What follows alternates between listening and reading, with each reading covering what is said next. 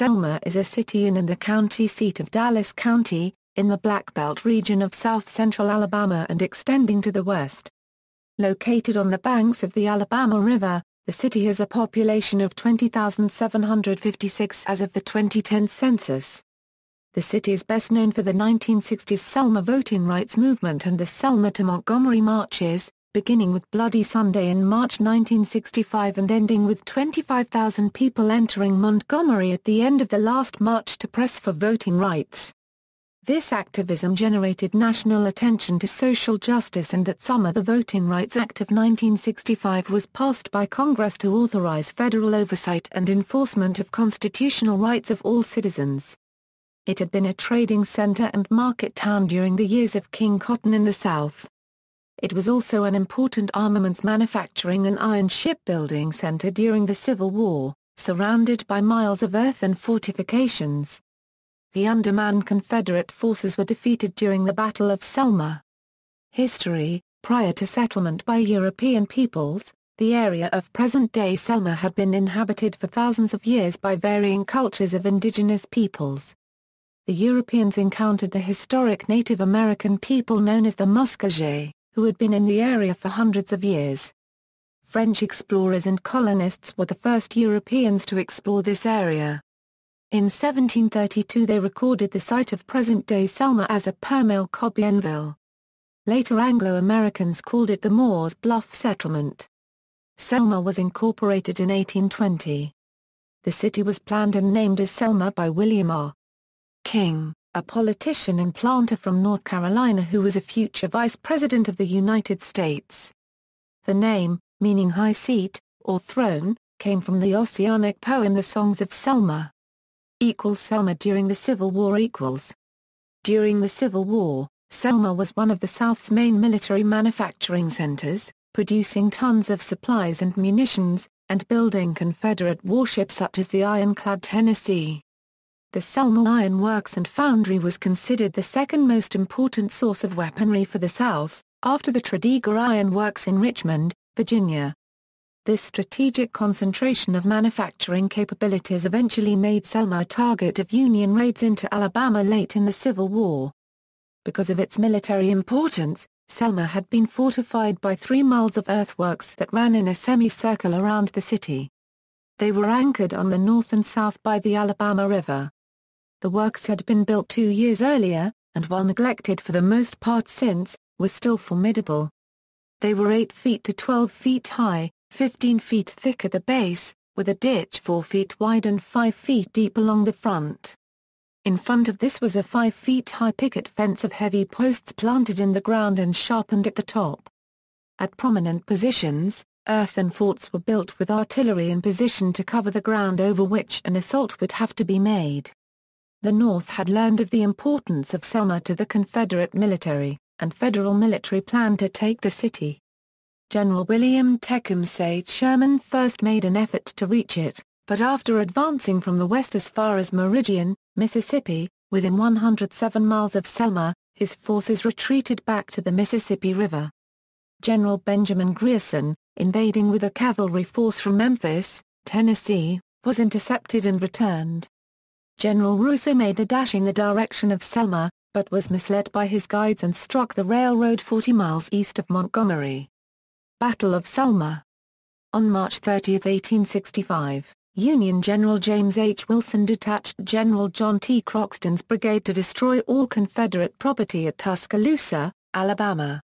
Wilson's forces captured a Confederate courier, who was found to be carrying dispatches from Confederate General Nathan Bedford Forrest describing his scattered forces. Wilson sent a brigade to destroy the bridge across the Cahaba River at Centreville, which cut off most of Forrest's reinforcements from reaching the area.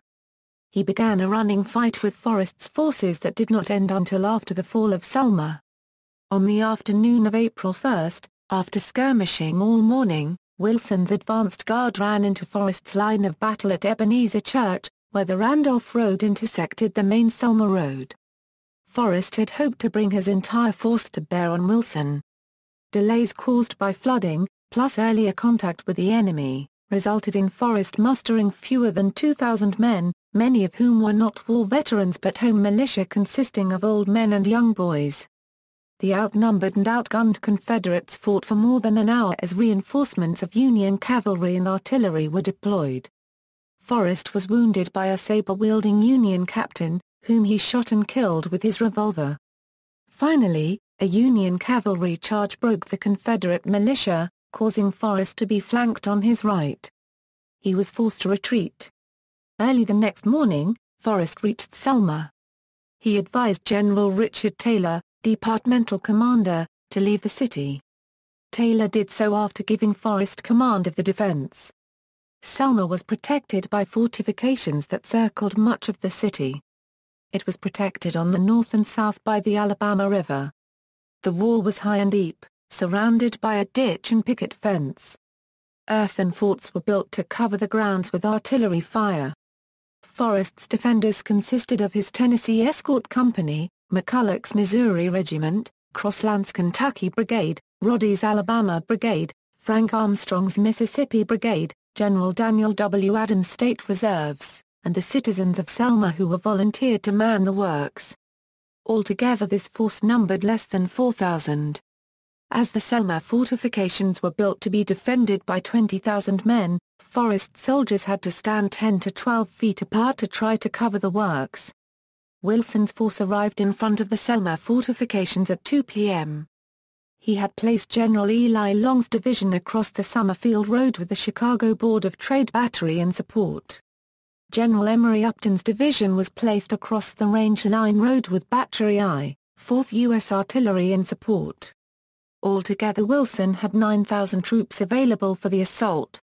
The Federal commander's plan was for Upton to send in a 300-man detachment after dark to cross the swamp on the Confederate right, enter the works, and begin a flanking movement toward the center moving along the line of fortifications. A single gun from Upton's artillery would signal the attack to be undertaken by the entire Federal Corps. At 5 p.m., however, General Eli Long's ammunition train in the rear was attacked by advance elements of Forrest's scattered forces approaching Selma. Both Long and Upton had positioned significant numbers of troops in their rear for just such an event. But, Long decided to begin his assault against the Selma fortifications to neutralize the enemy attack in his rear. Long's troops attacked in a single rank in three main lines, dismounted and shooting their Spencer's carbines, supported by their own artillery fire. The Confederates replied with heavy small arms and artillery fire. The Southern artillery had only solid shot on hand, while a short distance away was an arsenal which produced tons of canister, a highly effective anti-personnel ammunition. The Federals suffered many casualties but continued their attack. Once the Union Army reached the works, there was vicious hand-to-hand fighting. Many soldiers were struck down with clubbed muskets, but they kept pouring into the works with their greater numbers. In less than 30 minutes, Long's men had captured the works protecting the Summerfield Road. Meanwhile, General Upton, observing Long's success, ordered his division forward. They succeeded in overmounting the defenses and soon U.S. flags could be seen waving over the works from Range Line Road to Summerfield Road. After the outer works fell, General Wilson led the 4th U.S. Cavalry Regiment in a mounted charge down the Range Line Road toward the unfinished inner line of works. The retreating Confederate forces, upon reaching the inner works, united and fired repeatedly together into the charging column. This broke up the charge and sent General Wilson sprawling to the ground when his favorite horse was wounded. He quickly remounted his stricken horse and ordered a dismounted assault by several regiments. Mixed units of Confederate troops had also occupied the Selma Railroad Depot and the adjoining banks of the railroad bed to make a stand next to the Plantersville Road. The fighting there was heavy, but by 7 p.m. the superior numbers of Union troops had managed to flank the southern positions. The Confederates abandoned the depot as well as the inner line of works. In the darkness, the Federals rounded up hundreds of prisoners, but hundreds more escaped down the Burnsville Road, including Generals Forrest, Armstrong, and Roddy. To the west, many Confederate soldiers fought the pursuing Union Army all the way down to the eastern side of Valley Creek. They escaped in the darkness by swimming across the Alabama River near the mouth of Valley Creek, The Union troops looted the city that night and burned many businesses and private residences. They spent the next week destroying the arsenal and naval foundry. They left Selma heading to Montgomery. At the war's end, they were en route to Columbus and Macon, Georgia. Post-war period, Selma became the seat of Dallas County in 1866 and the county courthouse was built here. Planters and other slaveholders struggled to figure out how to deal with free labor after the war. Insurgents tried to keep white supremacy over the freedmen, and most whites resented former slaves being granted the right to vote. As in other southern states, white Democrats regained political power in the mid-1870s after suppressing black voting through violence and fraud. Reconstruction officially ended in 1877 when federal troops were withdrawn. The white Democratic state legislature imposed Jim Crow laws of racial segregation in public facilities and other means of white supremacy. The city developed its own police force and county law enforcement was run by an elected county sheriff, whose jurisdiction included the grounds of the county courthouse. 20th century, in 1901 the state legislature passed a new constitution, with electoral provisions such as poll taxes and literacy tests, that effectively disenfranchised most blacks and tens of thousands of poor whites. This left them without representation in government, as well as depriving them of participation in juries and other forms of citizenship. Selma, Dallas County, and other jurisdictions carried out the segregation laws passed by the state. African Americans and poor whites both participated in fighting in the two world wars, and returned to the U.S. to enjoy the freedoms they had fought for. Especially in the post-World War II period, through legal challenges by the NAACP against Southern discriminatory laws, and activities of private citizens, blacks became increasingly active in trying to exercise their constitutional rights as citizens. Selma Voting Rights Movement Selma maintained segregated schools and other facilities, enforcing the state law and new enterprises such as movie theaters. The Jim Crow laws and customs were enforced with violence if necessary. In the 1960s, blacks who pushed the boundaries, attempting to eat at white-only lunch counters or sit in the downstairs white section of the movie theater, were still beaten and arrested. Nearly half of Selma's residents were black but, because of the restrictive electoral laws and practices since the turn of the century, only 1% were registered to vote. This prevented them from serving on juries or serving in local office. All the members of the city council were elected by at-large voting. Blacks were prevented from registering to vote by the literacy test, administered in a subjective way. Economic retaliation organized by the White Citizens Council in response to civil rights activism, Ku Klux Klan violence, and police repression. After the Supreme Court case Smith v. Wright ended the use of white primaries by the Democrat Party, the Alabama state legislature passed a law giving voting registrars more authority to challenge erstwhile voters under the literacy test. Also, in Selma, the county registration board opened doors for registration only 2 days a month, arrived late, and took long lunches. In early 1963, Bernard Lafayette and Collier Lafayette of the Student Nonviolent Coordinating Committee began organizing in Selma alongside local civil rights leaders Sam, Amelia, and Bruce Boynton. Reverend L. L. Anderson of Tabernacle Baptist Church, J. L. Chestnut, SCLC citizenship schoolteacher Marie Foster, public schoolteacher Marie Moore, and Frederick D. Reese and others active with the Dallas County Voters League. In 1963 the Public Library of Selma Dallas County was integrated under the leadership of Patricia Swift Blalock. Against fierce opposition from Dallas County Sheriff Jim Clark and his volunteer posse, blacks continued their voter registration and desegregation efforts, which expanded during 1963 and the first part of 1964. Defying intimidation, economic retaliation, arrests, firings, and beatings, an ever-increasing number of Dallas County blacks tried to register to vote, but few were able to do so under the subjective system administered by whites. In the summer of 1964, a sweeping injunction issued by local Judge James Hare barred any gathering of 3 or more people under sponsorship of SNCC, SCLC, or DCVL, or with the involvement of 41 named civil rights leaders. This injunction temporarily halted civil rights activity until Dr. Martin Luther King, Jr. defied it by speaking to a crowd about the struggle at Brown Chapel AME Church on January 2, 1965. He had been invited by local leaders to help their movement. Beginning in January 1965, SCLC and SNCC initiated a revived voting rights campaign designed to focus national attention on the systematic denial of black voting rights in Alabama, and particularly Selma. Blacks had followed a campaign to register, thwarted by subjective tests administered by white registrars.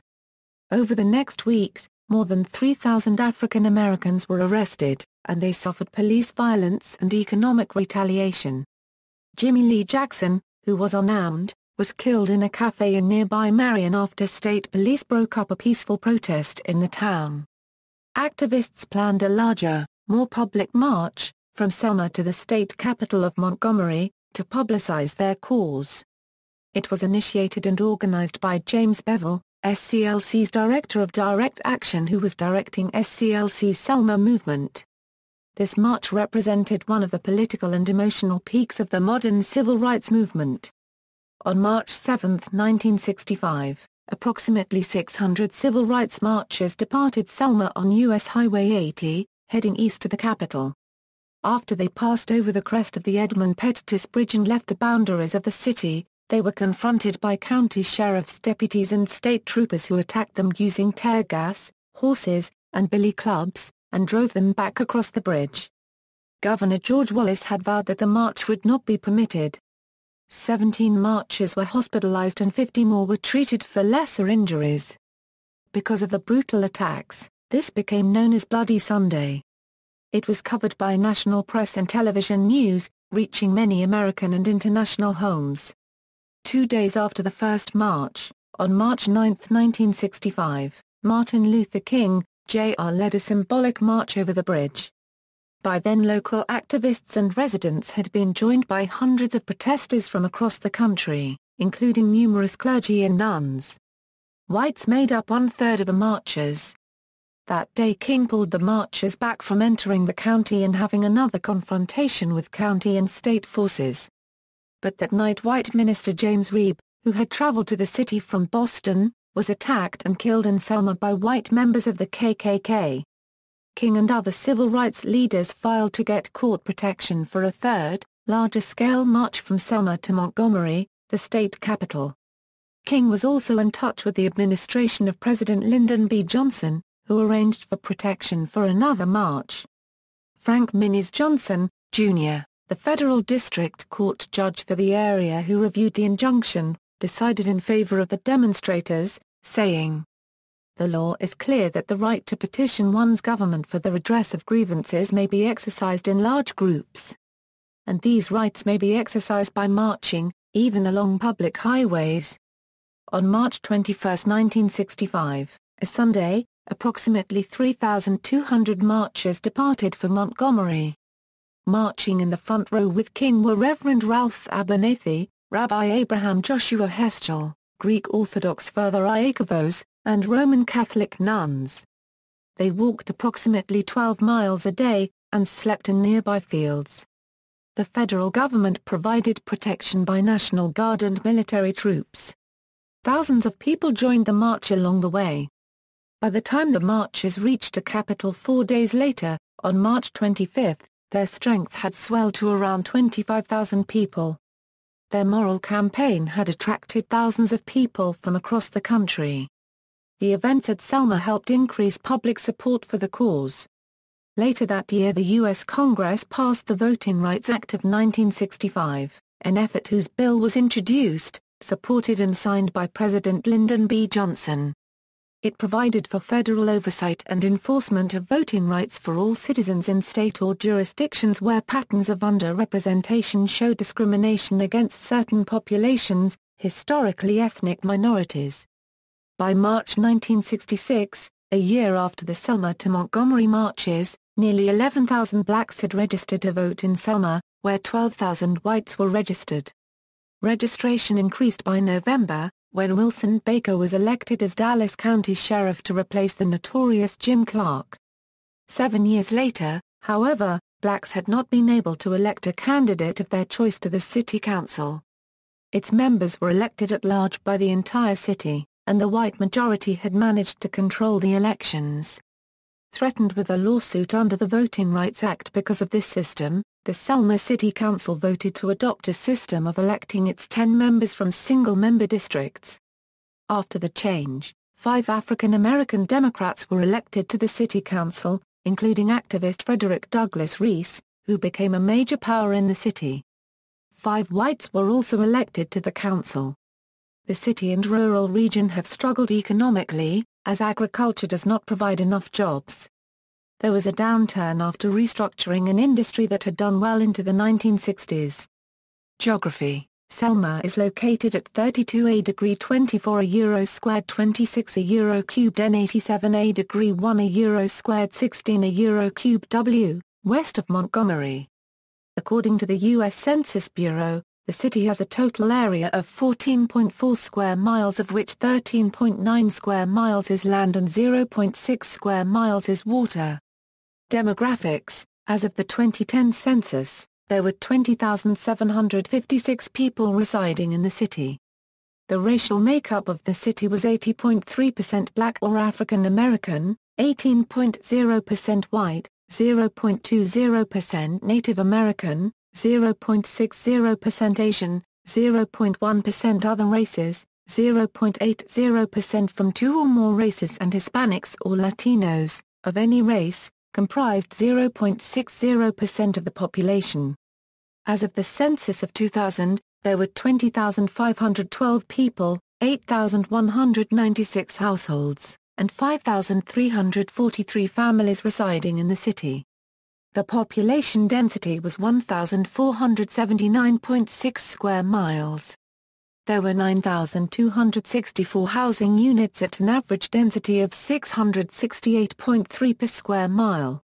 The racial makeup of the city was 69.68% black or African American, 28.77% white, 0.10% Native American, 0.56% Asian, 0.01% Pacific Islander, 0.22% from other races, and 0.66% from 2 or more races.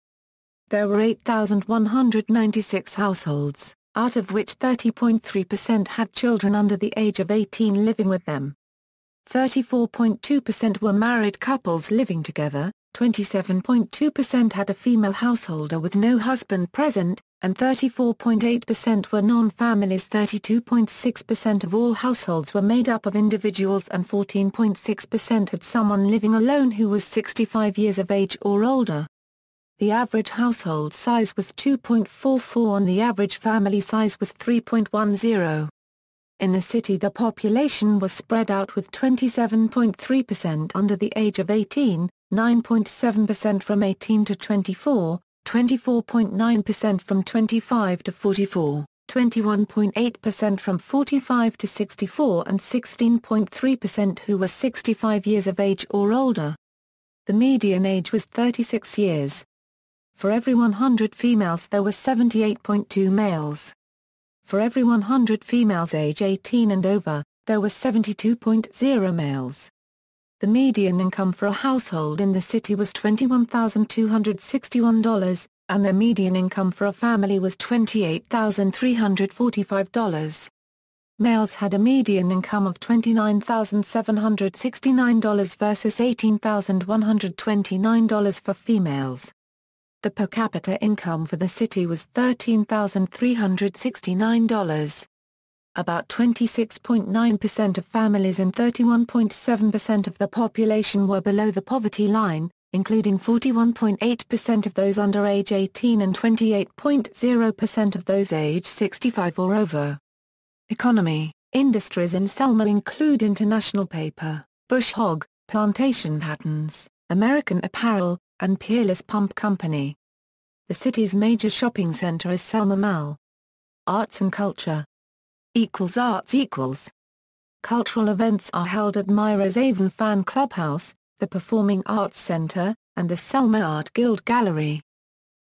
Museums and points of interest museums in the city include Sturdy Vant Hall, the National Voting Rights Museum, Historic Water Avenue, Martin Luther King, Jr. Street Historic Walking Tour, Old Depot Museum, Vaughan Smith Urban Museum and Heritage Village. Selma boasts the state's largest contiguous historic district, with more than 1,250 structures identified as contributing.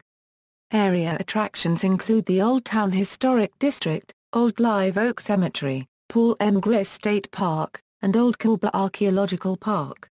The complex history is reflected in naming and monuments as well. Highway 80, which runs east and west through Selma and the state, has reflected this in naming patterns. In 1920 the East-West Highway 80 was designated as part of the Jefferson Davis Memorial Highway. In 1977 US 80 was named Given Parkway in honor of the long-serving state senator Walter C. Given, a segregationist to the end. In 1996 it was designated as part of the National Civil Rights Trail by President Bill Clinton and is administered by the National Park Service. In 2000 sections of Highway 80 leading into Selma were renamed in honor of leaders in the Selma Voting Rights Movement, F.D. Reese, Marie Foster, and Amelia Boynton.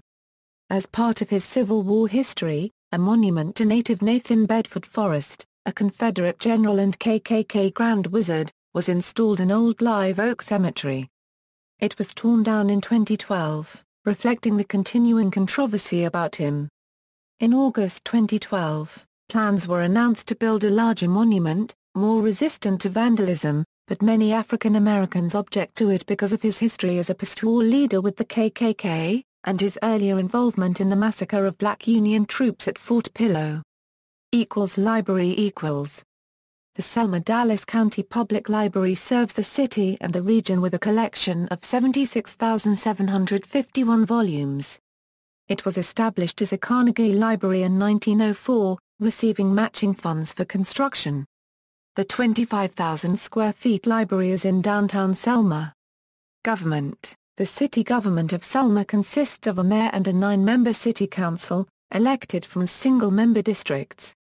The current mayor is George Patrick Evans. The city council members are, Corey D. Bowie, City Council President. Dr. Cecil Williamson, Ward 1. Susan M. Keith, Ward 2.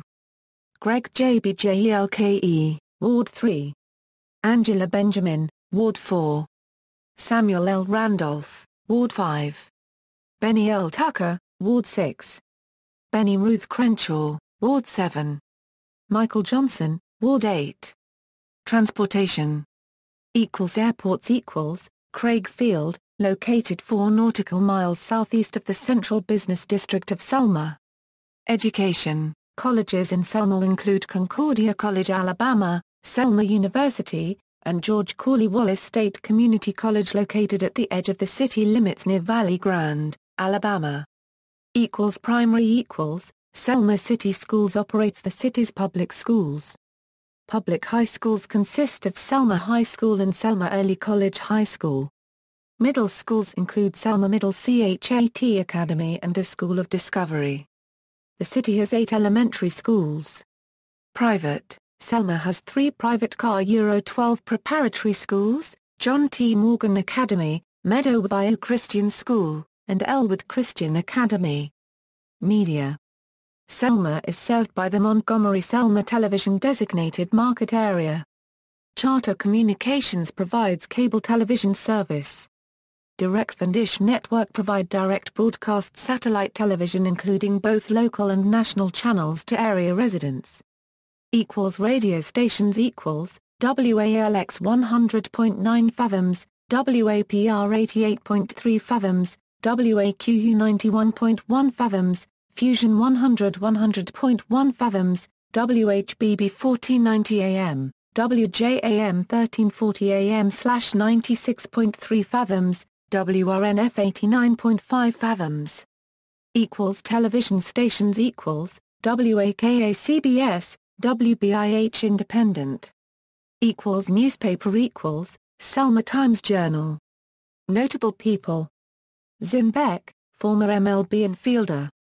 managed the first Selma Clover Leafs from 1928 to 1930, winning the Southeastern League pennant in 1930. Patricia Swift Blaylock, librarian and civil rights activist, Joe Bonner, former U.S. Representative, Edgar Case, famed psychic who worked and lived in Selma, J.L. Chestnut, author, attorney, and a figure in the U.S. civil rights movement. Jim Clark, Selma sheriff during the 1965 voting rights campaign. Annie Lee Cooper, longtime civil rights activist who was active in the 1965 movement. Charles Davis, member of the Azerbaijan national basketball team. Howard W. Gilmore, World War II submarine commander who posthumously received the Medal of Honor. Jimmy Gresham, soul musician. Mia Hamm, former professional soccer player. Candy Harris, former Major League Baseball player for the Houston Astros. Sam Hobbs, U.S. Representative from 1935 to 1951. Eunice W. Johnson, founder and director of the Ebony Fashion Fair. Michael Johnson, professional football player.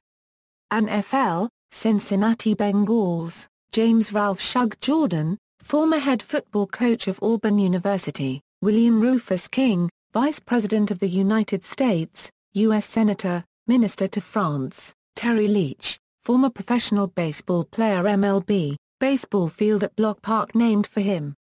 Larry Marks, professional boxer. William Clarence Matthews, former baseball player, first head football coach for Tuskegee University, lawyer, and civil rights activist. Pat McHugh, former professional football player for the Philadelphia Eagles. John Melvin, first American naval officer to die in World War I. Olan Mills Sr., photographer and founder of Olan Mills. Johnny Moore, lead singer for the Drifters. Ben Obamenu, professional football player. NFL, New York Jets. Shitak Patel, computer scientist and entrepreneur. James Perkins, Jr., first African-American mayor of Selma. Edmund Pettus, U.S. Senator. Brigadier General CSA Minnie Bruce Pratt, educator, activist, and essayist. Cal Ramsey, former NBA player. Frederick D. Reese, voting rights movement leader. Amelia Boynton Robinson, voting rights movement leader and longtime civic activist in Selma.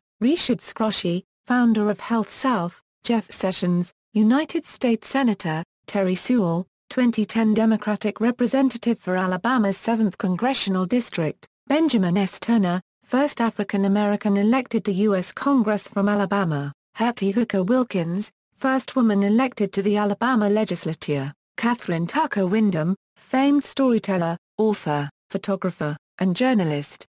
Sports. Selma's Block Park was home to Southeastern League of Professional Baseball club the Selma Clover Leafs.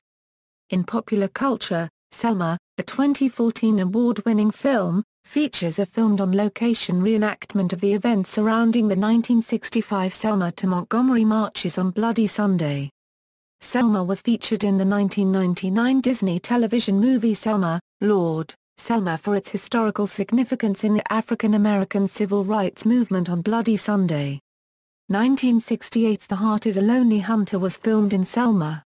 Blue Sky was filmed at Craig Field, the former Air Force base located at the edge of the city. The 1994 film employed many of the people of Selma as extras, including local high school marching bands. Return of the Body Snatchers was partially filmed at Craig Field. Selma is mentioned in the 1965 song Eve of Destruction by P.F. Sloan, referenced in Charles Mingus's 1965 composition It Was a Lonely Day in Selma, Alabama. References. External links. The official website of Selma, Alabama, Selma Dallas County Chamber of Commerce, Selma Dallas County Public Library, National Voting Rights Museum and Institute, Sturdy Vant Hall, Craig Field Airport, Selma Times-Journal, William Rufus Devane King, Institute of Southern Jewish Life, History of Selma.